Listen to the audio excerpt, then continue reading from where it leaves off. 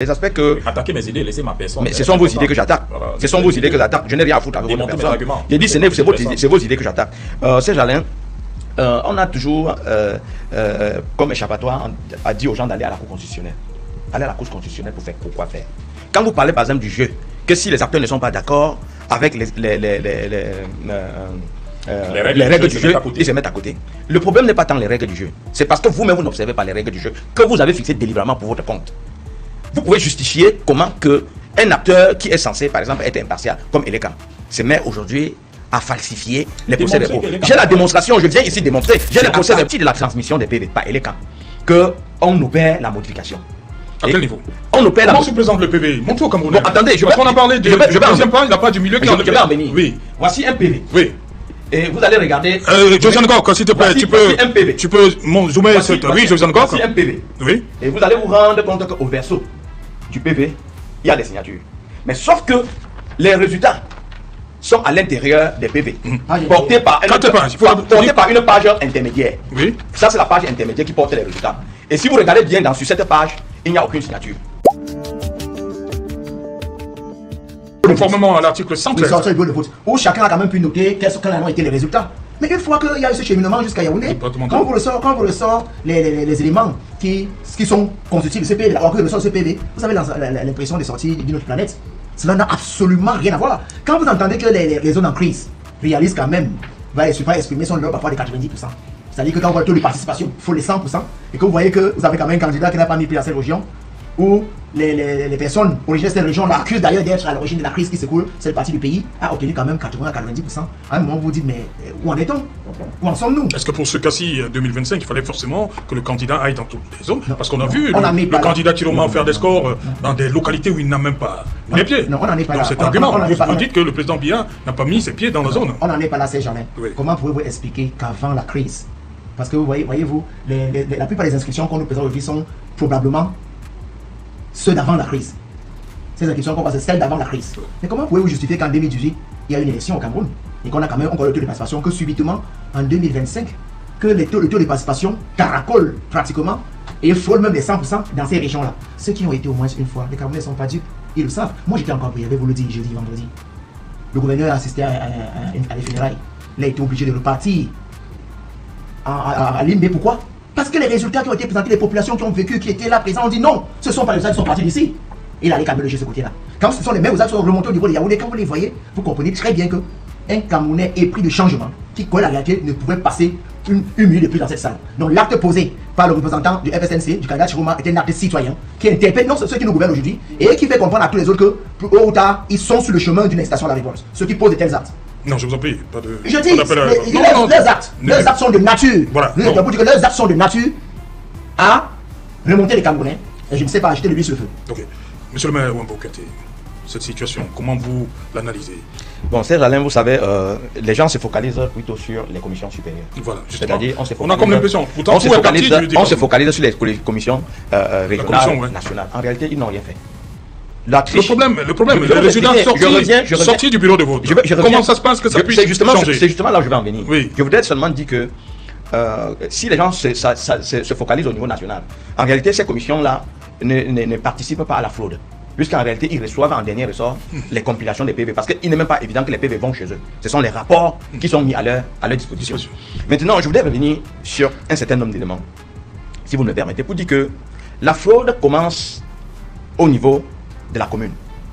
Parce que quand les gens finissent de voter, chacun reçoit son PV. Et Elekam part avec son PV. C'est Elekam qui se charge de transmettre les PV au niveau de la commission départementale. Parce qu'au niveau de la commission locale, des arrondissements, il n'y a pas une commission qui siège. Elekam reçoit, chacun va avec ses PV. Et Elekam va transmettre les PV. C'est à partir de la transmission des PV par Elekam qu'on opère la modification. À quel niveau? On opère Comment se présente le PV? Montre au Camerounais. Bon, attendez, on a parlé du deuxième plan, il n'a pas du milieu qui en est. Je vais en venir. Oui. Voici un PV. Oui. Et vous allez regarder... Josiane Gork, s'il te plaît, tu peux zoomer cette... Oui, Josiane Gork. Voici un PV. Oui. Et vous allez vous rendre compte qu'au verso du PV, il y a des signatures. Mais sauf que les résultats sont à l'intérieur des PV, portés par une page intermédiaire. Oui. Ça, c'est la page intermédiaire qui porte les résultats. Et si vous regardez bien sur cette page, il n'y a aucune signature. Et il faut reconnaître que Elekam a conçu ce document de comptage pour faciliter la fraude. Parce que vous ne pouvez pas comprendre que un document qui doit servir de preuve, que toutes les pages ne soient pas signées ou ne soient pas paraphées. Voilà le premier hic. Voilà le premier hic. Et le deuxième hic, c'est que... Mais pourquoi? Oui, allons-y. Le deuxième problème, c'est qu'il n'y a pas une commission locale. Parce que s'il y avait une commission locale, comme ça se passe dans le cadre d'élections municipales et législatives, la fraude devait être limitée. Maintenant, quand Elecam, certainement Elecam ne modifie pas les procès-verbaux seuls, il modifie les procès-verbaux sur la pression des administrations et sur la pression des élites RDPC localement. J'ai apporté ici avec moi le résultat du vote de la ville de Loum. Et j'ai l'ensemble des PV, des 113 communes, des 113 bureaux de vote. Et il ressort de ces 113 bureaux de vote que dans la ville de Loum, il y a eu 13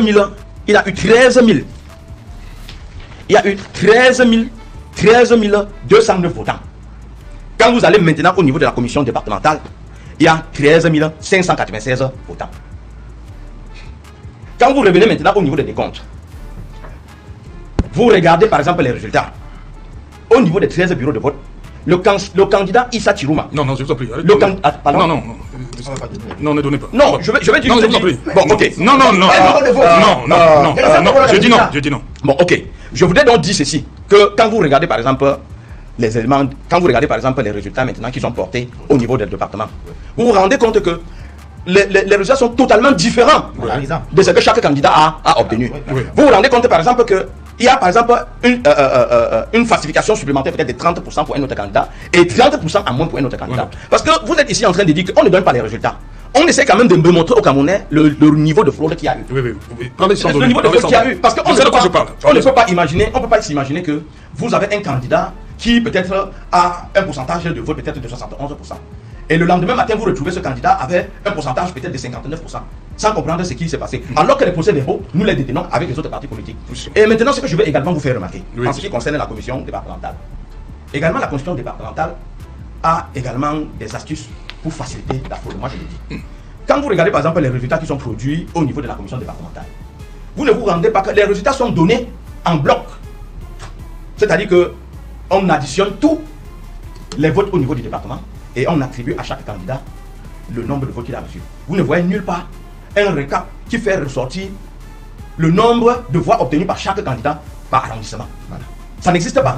Donc, vous trouvez seulement les résultats, les chiffres qui sont parfaits, qui sont parachutés, et vous n'avez pas la possibilité, même si vous détenez un procès verbal départemental, parce que ça c'est l'original du procès verbal départemental. Vous n'avez pas la possibilité en ce moment-là de dire non. Au niveau de la ville de Loum, je vois que tel candidat a eu tel suffrage, alors qu'en réalité, il a eu tel autre suffrage. Ça, c'est un de deux. Oui. On arrive à la commission départementale de recensement. On divise la commission, par exemple, en deux pour travailler. Il y a peut-être 13 circonscriptions électorales. On dit, vous travaillez sur 5 et les autres travaillent sur 6. Qui contrôle quoi? Puisqu'en réalité, quand vous allez à la commission, vous allez avec vos différents PV. Et s'il faut que vous quittez d'une commission divisée à une autre, comment est-ce que vous allez faire? Les commissions doivent travailler ensemble et travailler circonscription électorale par circonscription électorale, arrondissement par arrondissement.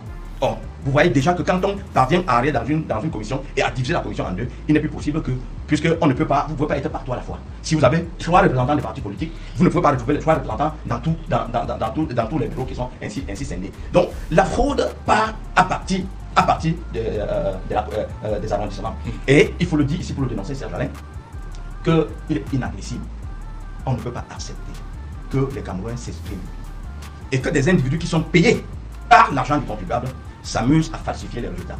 Je sais qu'on a tellement brandi des sanctions au niveau des chaînes de télévision, on a tellement effrayé les Camerounais de telle enceinte que même la petite vérité qui n'a rien à voir avec les sensibilités ou à inciter à la haine, on est tellement furieux à y accéder. On ne peut pas, quand vous regardez le résultat par exemple que le candidat par exemple Issa Chirouma a eu et le candidat Bia a eu, mais vous voyez qu'il y a une grosse différence. Comment est-ce que c'est arrivé que les procès-verbaux soient aussi ainsi manipulés? Et notre représentant au niveau de la commission départementale nous l'a fait remarquer que